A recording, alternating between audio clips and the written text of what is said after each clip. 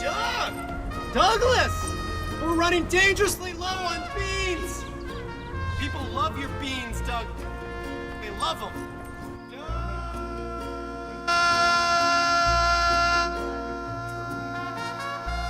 You want to go sell some tacos? Progressive knows small business makes big demands. Doug, where do we get a replacement chili pepper bulb? So we'll design the insurance solution that fits your business. It's a very niche bulb. It's a specialty bulb. So this service is not brought to you by Progressive. We do not promote Progressive. I don't even have Progressive. However, I do think their commercials are really outdoing the competition. We have an ad professional here. Is that more or less true? Yeah, they're pretty good. Welcome to Park Church. My name is Matt. I'm a pastor here on staff. We're in our second week of a series up here called Not Alone. And we're kind of asking big questions, the kind of questions that make us feel alone. Like, will I ever be good enough? That was last week. Like, am I the only one who feels that way? This week, our question is this one right up here. It is, this one right up here is, will there ever be enough time? Will there ever be enough time? Busyness is just, it's kind of like a disease in our culture. Will there ever be enough time? And you saw that in Doug and his taco truck, right? If you've ever had the experience of owning your own business or working for yourself, you know that you never have enough time because there's always more beans to prepare, right?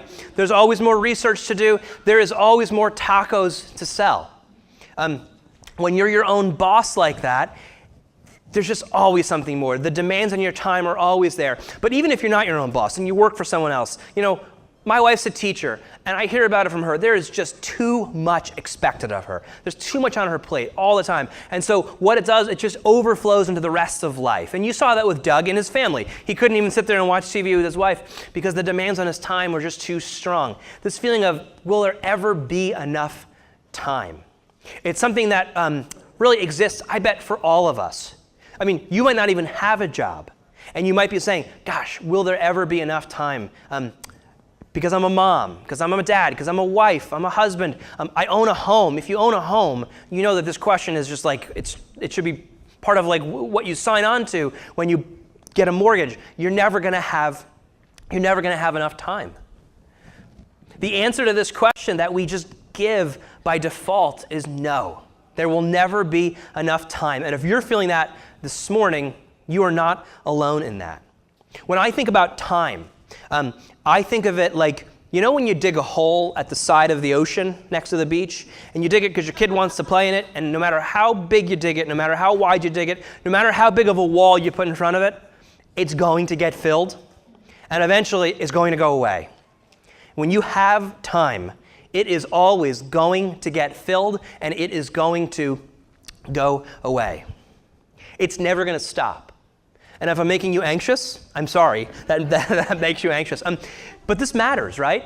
And it matters for two really kind of central and obvious, well, one reason is obvious, and you know it. The other reason you might not know very well. One obvious reason is if your answer to this question is always no, if you always feel like you're up against the clock, you're just going to drive yourself crazy. You're going to be driven crazy. You're going to run ragged with all of the demands on your time. And you know this. What this comes down to, though, is not time. It's about who you want to be. You don't have time to be the person you want to be. What this looks like is you don't have time to be the mom that you want to be, or the dad you want to be, because you want to do these things with your kids. You want to be able to give them time to raise them, to teach them, to have good experiences with them, and you just don't have enough time to be the mom you want to be, the dad you want to be. You don't have enough time to be the wife you want to be, the husband you want to be. You don't have enough time to be the friend you want to be, the brother you want to be, the sister, the son or the daughter. You don't have time to be the neighbor. Nonetheless, you don't have time to be the teacher you want to be, or the assistant to the regional manager that you want to be. It's just this thing, it just goes on and on. I don't have the time to be the person I want to be. Last week, we talked about this question, will I ever be good enough? And what that question kind of drives us to is this feeling of always being a failure, this feeling of shame. And it relates to this week because if you never have the time to be the person who you want to be, you will always fall short of that last question from last week. Will I ever be good enough? And so this question relates directly to last week's question. Watch last week if you missed that. But the second thing, the second reason that this matters, and you might not know this, you might not believe this. We believe here at Park Church that God has made us for a particular reason. God has made us to be a good influence in the world, to live a life that matters. We've talked about this really all through September, about extending mercy where you can, about seeing people in your life who are in need and taking some time, taking some energy, taking some of your resources to be able to help them. We have it painted on the wall out there to love where you live. That's what God has made us for. That's the life that he's given us to live. And the fact is, if all of our time is taken up with all of the busyness, all of the stuff, if our answer to this question is always no, we will never have time to look up and see the needs around us and respond to them. We'll never have time to look up and actually extend mercy or care for people. And so the idea of busyness, this question, gets in the way of us living the sort of life that God has made for us to live. And God made us to live this life. He designed us with 24 hours a day and 7 days a week, right? And 365 a year. I mean, he could have made the earth spin, I don't know, faster or slower, however that works, and given us more time, but he didn't. And in fact, if you look in the Old Testament, like the first part of the Bible, you'll read there that God actually gave us more time than we need. God designed us to work with 7 days, but we only need 6 of them. And that 7th day is a day of rest. It's called the Sabbath. It's a day for us just to devote to God, to kind of recharge. So all you actually need is 6/7 of your time. So what that means is, your laughter is, either God didn't make us, and we're all just a bunch of chemicals and molecules that are floating through space. I hope that's not the answer. Or it means that God is really bad at math. Right? He meant to give us 240 hours a day, and he only gave us 24, right? He didn't bring in the 0. Or it means that we're doing something wrong. It means that we're doing something wrong. And I think that's what it is. And here's why I think that. Because Jesus was a man. He was a human being just like you. He had the same amount of time that you do, needed the same amount of sleep, same time eating, and he got a lot done.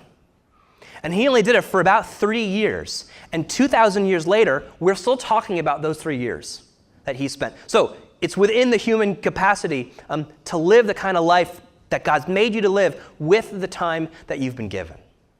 Now, if you do reading, if you do research, if you watch, look, just go on TED.com and see this kind of stuff. You get all kinds of special talks on time management. And all of the best research, all of the newest theories, all of it comes down to one concept, and it's the concept of priorities. If it's a priority, you have time for it. If it's not a priority, you don't have time for it. For instance, my wife, for about a year now, has been asking me to re-caulk the downstairs shower. At the 9 o'clock service, I'm not even joking, she raised her hand in the back of the room and said, "I did it this morning." I didn't know she was going to. That was not part of the plan. I didn't plant her there. Last week, she threatened me to look at YouTube and figure out how to caulk the shower herself. And I was like, no, I will do it. And she's like, no, you won't. And lo and behold, the morning I'm speaking about time management and going to use caulk talk, she caulked the shower. That was not planned. There's a woman who gives a TED Talk. Her name's Laura Vanderkam, and she's kind of like an expert in time management. She researches it. She's written books about it. She's on Good Morning America, that sort of thing. She gives a talk about it, and she says that she did research once where she asked this huge amount of people to basically document every minute, every hour of their lives for 1 week. One of the people who was part of this study, she was a working mom, very busy, very successful, had a number of kids. In the middle of the week that she was documenting, it was a Wednesday, her hot water heater broke. Her hot water heater's in the basement, water all over the basement, right? If you ever had something like this happen to you, you know the feeling. The first feeling that you have, you can't share in church because it involves a word we can't use here. The second feeling you have, the second thing that goes through your head is, I don't have time for this, right? I don't have time for this. She said that for this woman, she documented, it took her 7 hours that week to deal with this. between calling the plumbers and calling Lowe's to get a new one and calling the cleanup people to do that and the stuff she had to clean and then having to get it redone and scheduling all that stuff. It took her 7 hours that week to deal with her hot water heater. Now, if you were to ask that woman, hey, can you give 7 hours this week to do this good thing in the world? Or to rest for 7 hours? Her answer would be no, of course not. But when you have water all over your floor ruining your things and you have no hot water, you do it because it's a priority. When it comes down to it, the things that we have time for, those are our priorities. The things that we don't care about, they're not our priorities. We don't have time for. This is something that we learn not just from TED Talks and from research and books, but this is something that Jesus actually taught us in his life, in his teaching. So as with all things Park Church, we're going to look to Jesus to be our guide, to be our leader, and to show us the way forward through this question. We're going to look at a story that he is a part of in the Gospel of Luke. This is the third of fourth Gospels, Matthew, Mark, Luke, and John. These are the books that are about Jesus' life and death and resurrection. It's a time where he and his followers, it's called the disciples, they're kind of traveling from village to village. They're teaching and they're saying wonderful things and they're healing people. And Luke kind of leads us into this story like this. Luke writes, now, as they, the disciples, the followers of Jesus, they went on their way, he, Jesus, entered a certain village where a woman named Martha welcomed him into her home. She had a sister named Mary who sat at the Lord's feet and listened to what he was saying. But Martha was distracted by her many tasks. So she came to him and asked, Lord, do you not care that my sister has left me to do all the work by myself? Tell her then to help me. So you have Mary and Martha. This is kind of a common scene. Even if you've never read this or heard this story, you know what this is like. One person's in the kitchen doing everything, and the other person is not in the kitchen, and they're doing nothing. We read a children's Bible to our kids every night, and there's one page of this book that's always stood out to me as the most hilarious page in the book. And this is it right here, right? That's the depiction of Martha, which I just love. She's so mad. She has sweat flying off of her. Her tongue is out of her mouth. She is whipping the waffle batter as hard as she can, to get that ready. She's just so frustrated. If you imagine for a moment your busyness, the demands on your time. If you imagine yourself in Martha's busyness for a moment, you kind of know what she feels like. Between work and between the commute and between the kids' activities and feeding the kids and doing the things that you want to do but don't have time for, and your hot water heater breaks and the shower needs caulking. You have all of these things that kind of pile up on top of you. We get Martha's feeling here, this busyness. There's a certain bitterness that sinks in for us. That's like, gosh, no one else seems to have these problems. It's just me. It's not just you. We're all too busy like this. For Mary and Martha, there's a few things at play. One is she just feels like this is not fair, right? I mean, Martha's kind of, you know what? I'm going to get her out of there because she's a little distracting. Martha's kind of upset that Mary can just sit there and do nothing. I would love to be able to sit there and just listen, but I can't. I have all this work to do. If you have young kids, you know that their sensitivity for fairness is really well developed, even from a young age, right? It's not fair that he gets more screen time than I do, right? It's not fair that he doesn't have to do the same homework that I do. Like, well, you're in 4th grade and he's a kindergartner. Of course you have more homework. But they don't know that, right? There's this sense of unfairness. Another thing that's at play here for Mary and Martha is the role of women in those days. This is supposed to have changed by now. But in those days, women were expected to be the ones who were cooking and cleaning and taking care of things and making sure that when guests came over or when the men came home from working, everything was taken care of. And they were ready for it. And so Martha is doing what society expects her to do. There's a set of rules, a set of expectations that her culture, that her place in life has set on her, and she's doing what's expected of her by society. Mary is doing something different. Mary is doing something that she's not supposed to do. But what's more is what she is actually doing. Mary is sitting at the feet of Jesus and listening. Now, to us, this might be reminiscent of Thanksgiving, right? You have people who are working hard in the kitchen, and then, Mary's out in the living room kicking her feet up watching the football game. That's not really what's happening here. When Luke talks about someone sitting at the feet of Jesus and listening, it's very kind of like specific language. What he's saying is she's in the position of a follower of Jesus. She's in the position of a disciple of Jesus. When a rabbi came to town and people sat at his feet and listened, it's because they were his students. They were his followers, his disciples. Again, this is a role that in those days was typically reserved for men. A woman wasn't supposed to be there, but she was there. So not only is she not doing something she's supposed to be doing, but she's actually doing something that she's not allowed to do. She's sitting at the feet of Jesus and listening. Mary and Martha here are playing by two different sets of rules. They're listening to two different set of expectations, two different priorities. Now, how does Jesus respond? What does Jesus say to Martha? Jesus says, Martha, you were worried and distracted by many things. There is need of only one thing. Mary has chosen the better part, which will not be taken from her.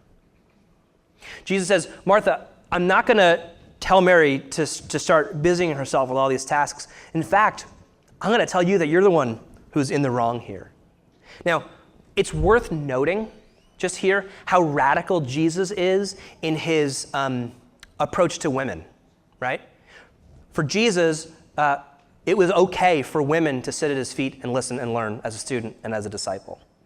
That's worth just pointing out, especially I think in our culture sometimes. But the point for this morning is that Martha has welcomed Jesus into her home. She's welcomed Jesus, that means into her life. In some way, she too wants to be a follower of Jesus. She too wants to be a disciple. But Martha is operating according to the expectations society has placed on her. We all have expectations placed on us by our world. She's going along with those. Mary is not. Martha is distracted by many things. Mary is just the one thing, the thing that Jesus says, listening to him, following him. Both of these women, notice, have the same set of expectations. Both of these women have the same abilities to fulfill those expectations. Both of these women have the same time available to do it, but they take different actions.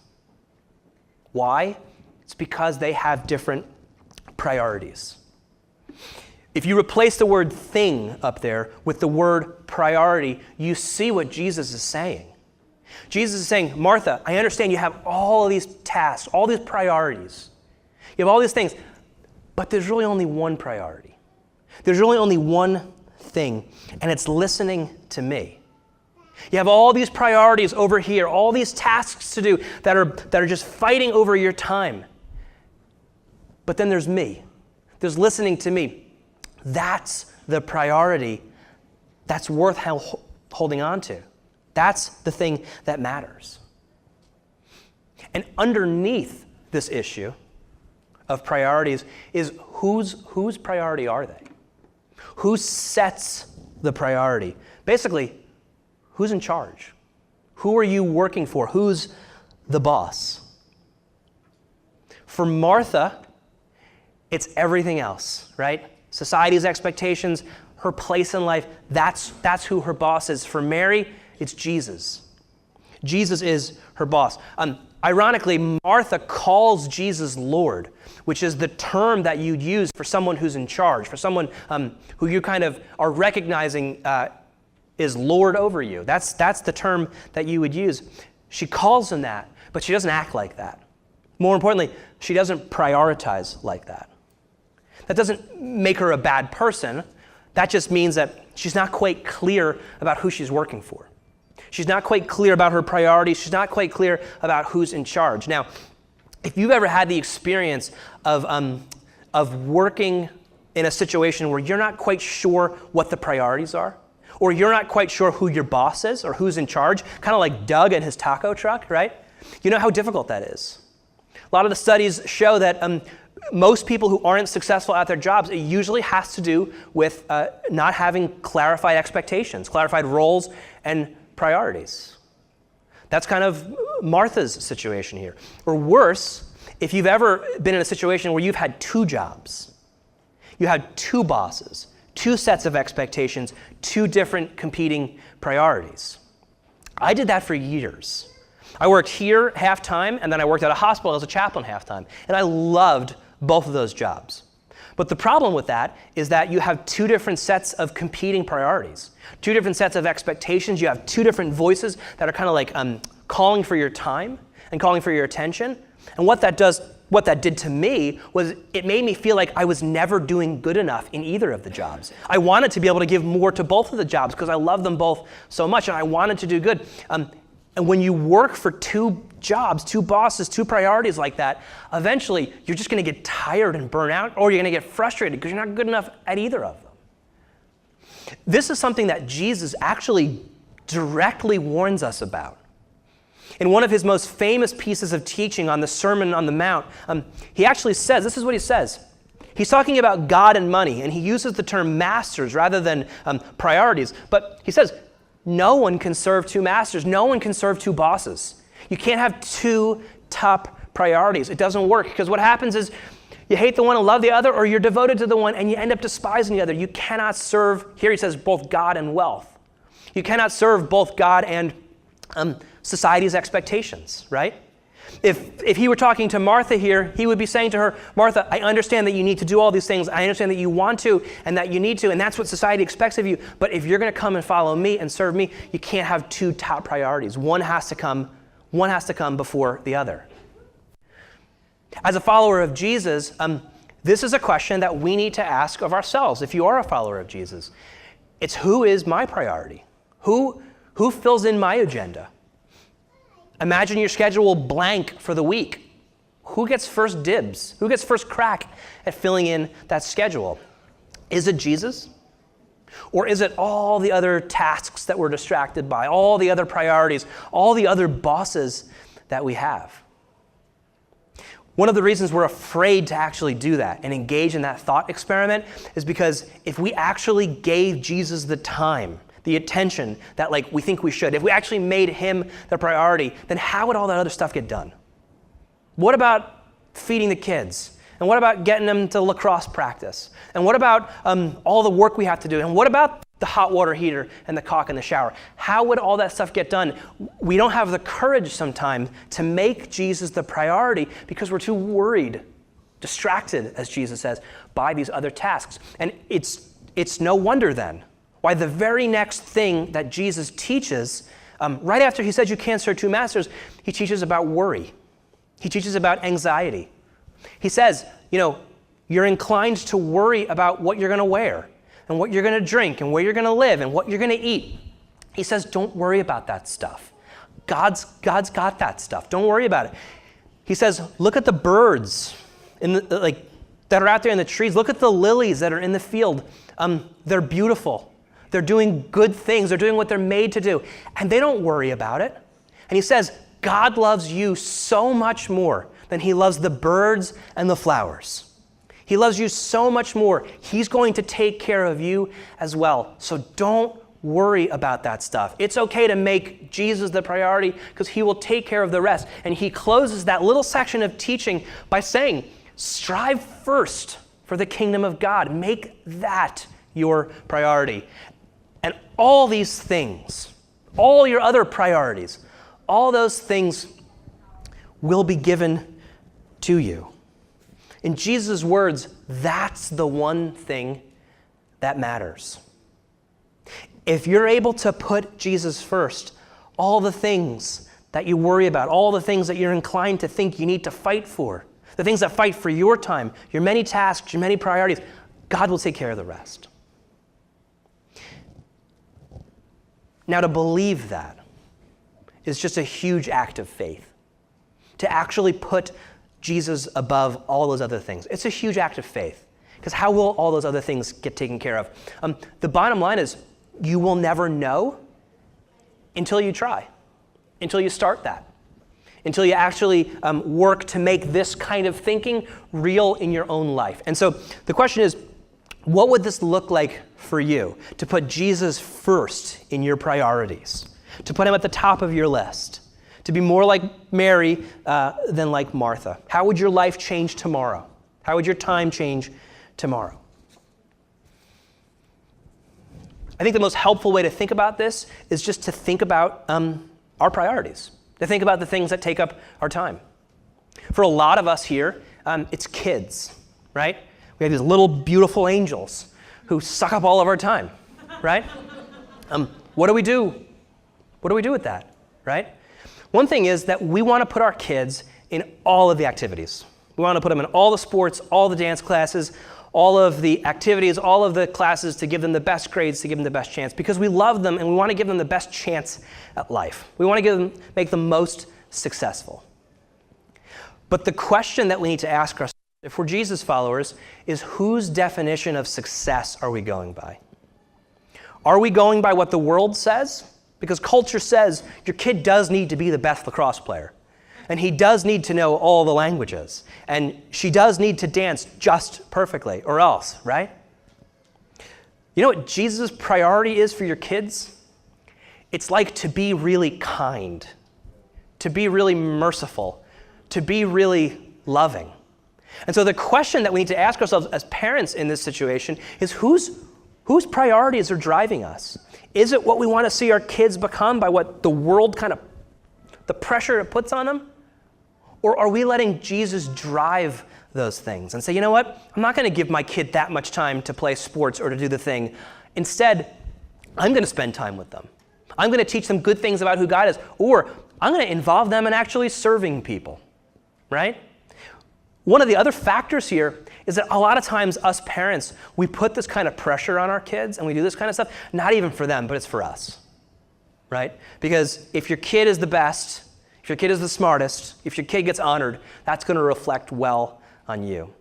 When we kind of overburden our kids with that sort of pressure, it's just, that's not good. Like, that's not going to work. And we find ourselves sucked into this time. It takes so much of our time. And it's not going to land anywhere. It's not going to do anything.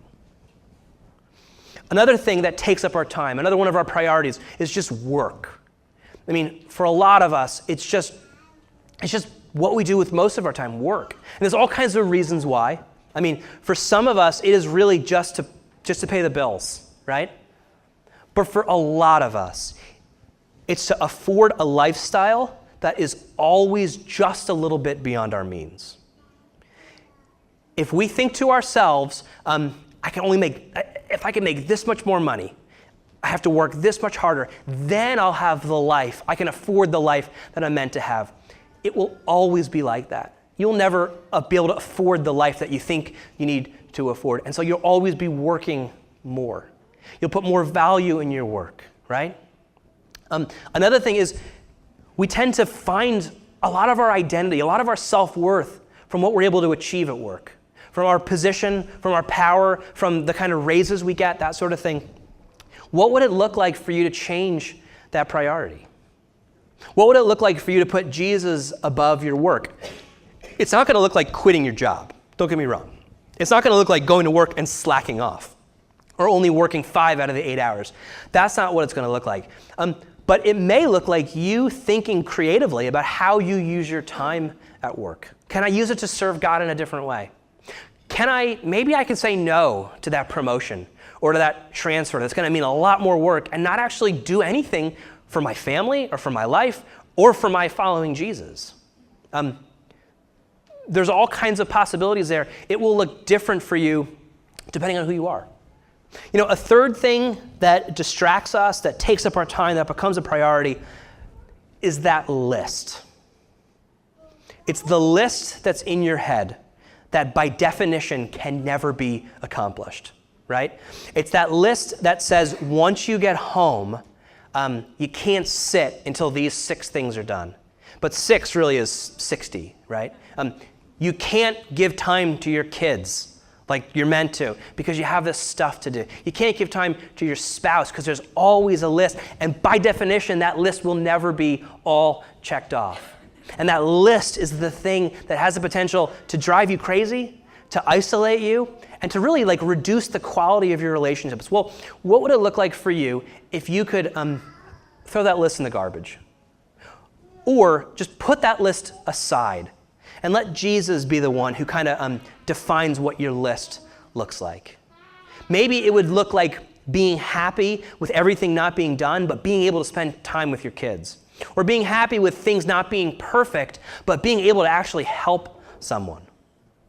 And then the final thing I'll say about our kind of priorities, what this could look like for you, is kind of the priorities that we don't mean to be priorities. All of the little things that end up kind of chipping away at our time. For instance, how much time do we spend trying to project outwardly a certain image of ourselves, right? Whether it's the way we look, whether it's the clothes we wear, whether it's the kind of car we drive, or the kind of house we own, or the kind of lawn we have, right? Or the kind of social media feed we like to keep. We spend this time projecting this image outward because then people won't know what it's actually like inside, or people will just like me better if I look good all the time. It becomes a priority in our life, and we put weight on it that we think will actually fulfill us, and it actually won't, and it takes up so much of our time. In the same way, another thing, we have these devices in our pockets all the time, and we pull out these devices, and we check the Facebook feed, we check the Instagram, we crush the candy, like we do the thing. And why do we do that? Part of it is because I think we think busyness, looking busy on our phone is some sort of like virtue or something. Part of it is because some people can't stand just to sit. Because then it's like, oh my gosh, all these things, all this weight, all this crushing me. And so we take out our phones and we busy ourselves nonstop with those things. And so what would it look like for you not to make those little things into things that become a big priority?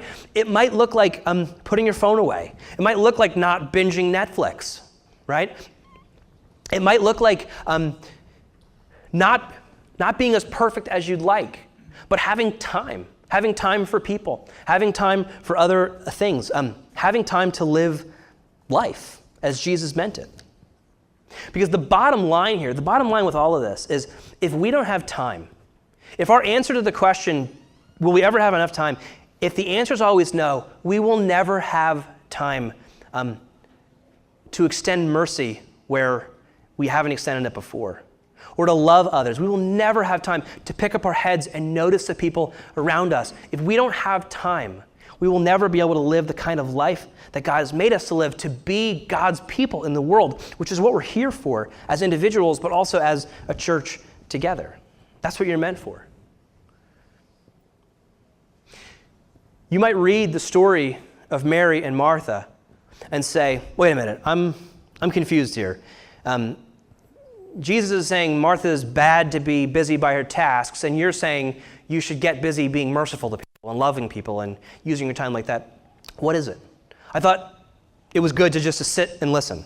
Just go to Bible studies, go to church, sit in your room, just sit and listen. I thought that's what was good here. It might help you to know that the story immediately before this one is the famous parable of the Good Samaritan. This is a story that Jesus told, story of a man walking down a road. He sees a guy beat up and bloodied and left for dead on the side of the road. And the man decides to go over to him, bends down, he bandages up his wounds. He takes care of him at great cost to himself. He extends mercy. He extends love where he lives to this person. What he's doing is he's giving time to that person. Jesus says, if you want to have eternal life, if you want to live the kind of life that God has made for you to live, you have to love God and you have to love your neighbor like this. And his command at the end of that parable is to go and do likewise. It's not about sitting around and listening to Jesus or not. It's about following Jesus as the top priority in your life, whatever that looks like. And so for you this morning, I want to kind of wrap up here with two different things. One is kind of a tool, and then the other is kind of a challenge. And here's the tool. This week, when you wake up every morning, rather than going to what's on my kids' agenda for this week, rather than going to what do I have to do for work this week, rather than what's on my list that I haven't gotten done yet, rather than that, here's the tool. Say these words to God before you do anything else. God, you set my agenda today. Say, Jesus, you tell me what to do. Start your day using that tool and see how that goes. The challenge I want to give you. Our theme for this year, what we're talking about, it's painted on the wall out there. It's love where you live. Basically, we want to be able to show the people around us who Jesus is by how we love them. My challenge for you for this week is to take 1 hour of your week that you wouldn't use otherwise. Take 1 hour to actually love where you live, to actually put it into practice.